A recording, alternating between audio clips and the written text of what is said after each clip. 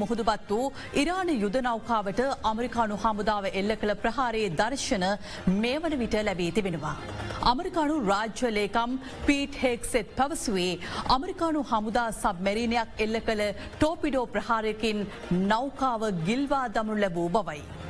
එම පුවත නැවතත්. ශ්‍රී ලංකාවට දකුණෙන් වූ මුහුදු තිරේදී මුහුදුබත් වූ ඉරාන යුද නෞකාවට අමරිකානු හමුදාව එල්ල කළ ප්‍රහාරයේ දර්ශන මේ වන විට ලැබී තිබෙනවා. අමරිකානු රාජ්‍ය ලේකම් පීට් හෙග්සෙත් පැවසුවේ අමරිකානු හමුදා සබ්මැරීනයක් එල්ල කළ ටෝපිඩෝ ප්‍රහාරයකින් නෞකාව ගිල්වා දමනු ලැබූ බවයි.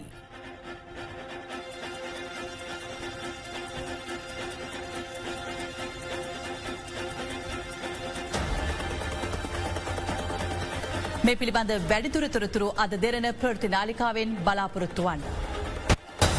That was breaking news.